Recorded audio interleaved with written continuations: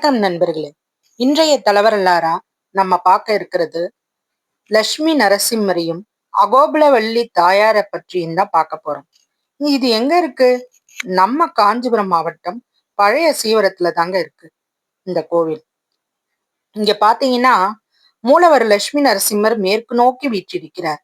கையில சங்கு சக்கரம் ஏந்தியும் வலதுகரத்தால் அபயம் அளித்தும் இடது கையால லட்சுமியை அணைச்சபடியும் இருக்கிறார். அகோபுலவள்ளி தாயார் தனி சன்னதியில வீற்றிருக்கிறார்.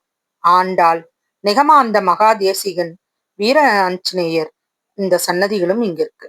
ராஜகோபுரம் கிழக்கு நோக்கி இருக்கு. பிரதோஷம் சுவாதி நட்சத்திர நாட்கள்ல இவரை தரிசிக்கிறது ரொம்ப சிறப்பு. தினமும் 2 கால பூஜை இங்க நடக்குதுங்க. இந்த கோவிலோட தலவரலாறு என்னன்னு உங்களுக்கு தெரியுமா? இமயமலையில் உள்ள நைமிஷாரண்யத்துல வசிச்ச மரீஷி முனிவர் மற்ற முனிவர்கள் கிட்ட எல்லாம் பூலோகத்துல இருக்கிற சத்தியவிரத சத்திரமான காஞ்சிபுரத்துல தவம் செஞ்சா இறையருள் உண்டாகும்னு சொல்ற. இந்த சமயத்துல விகனேஸ்வருடைய சீடரான அத்ரி மகரிஷி விஷ்ணுவ லட்சுமி நரசிம்மர் கோலத்துல தரிசிக்க விருப்பமா இருக்கிறார். அப்ப அசிரீரி ஒலிக்குது. வெங்கடாச்சலபதி வீற்றிருக்கும் திருமலைக்கு தெற்குலையும் பாடலாத்திரிக்கு மேற்கிலும் இருக்கும் பத்மகிரிங்கிற மலைக்கு போங்க. அந்த மலை எச்சர், கிண்ணறர், கந்தர்வர்களால வழிபாடு செய்யப்பட்ட பெருமை மிக்கது. அங்க போய் நீங்க வழிபட்டா லட்சுமி நரசிம்மரோட தரிசனம் கிடைக்கும் அப்படின்னு அந்த அசிரியரி சொல்றது. அத்ரி பத்மகிரியை அடையிறார். அங்கு கருடாழ்வார் வைகுண்டத்திலிருந்து கொண்டு வந்த தாமரை மலர் பூத்த குளத்தை பாக்குறார். அதோட கரையில இருந்த அரசமரத்தடியில தவத்துல ஆழற. அவரோட பக்திக்கு மகிழ்ந்த விஷ்ணு லட்சுமி தாயார மடியில் அமர்த்திய கோலத்துல சாந்த நரசிம்மரா இங்க காட்சியளிக்கிறார். அதே கோலத்துல இன்னும் இந்த கோவில்லையும் குடிகொண்டிருக்கிறார். விஷ்ணு லட்சுமியோடு வாசம் செய்யும் தலம்ங்கிறதுனால ஸ்ரீபுரம் அப்படின்னு சொல்லப்பட்ட இந்த தலம் சீவரம் அப்படின்னு மாறி போச்சு. பழமையான ஊருங்கிறதுனாலையும் பழைய சீவரம்னு பிற்காலத்துல மருவி போச்சு.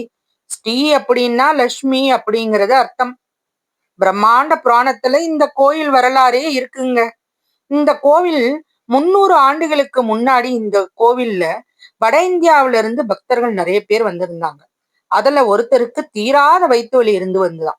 இங்க வந்து தங்கின போது அவரோட கனவுல தோன்றின பெருமாள், இங்கேயே நீ 48 நாட்கள் தங்கி வழிபாடு செய், உன்னோட நோய் நீங்கும் அப்படின்னு அருள் புரிகிறார். அவரும் அதன்படி தங்கி வழிபட்டு வர நோய் நீங்க பெற்று அவரோட பரம்பரையில வந்தவர்களே அறங்காவலர்களா இன்றும் இருந்து வராங்களாம்.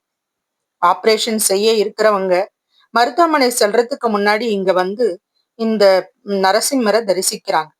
நாள்பட்ட நோயால அவதிப்படுறவங்க ஆரோக்கியம் பெற லட்சுமி நரசிம்மரை வீட்டுல இருந்தபடியே கூட வேண்டிக்கலாம். இவர்கள் லட்சுமி நரசிம்மம் சரணம் பிரபத்தியேங்கிற மந்திரத்தை ஜபித்தபடியே மருந்து உண்டா நோயெல்லாம் பறந்தோடும் அப்படிங்கிறது நம்பிக்கை. பாவம் காரணமாத்தாங்க நோய் வருதான். இந்த மந்திரத்தை ஜபித்து நல்லதை மட்டுமே செஞ்சா நோய்கள் தங்கள் பரம்பரைக்கு வராம தடுக்கலாம் அப்படிங்கிறது புராணம். இங்க பாத்தீங்கன்னா நாள்பட்ட நோயால சிரமப்படுறவங்க இங்க வந்து பிரார்த்தனை செய்யறாங்க.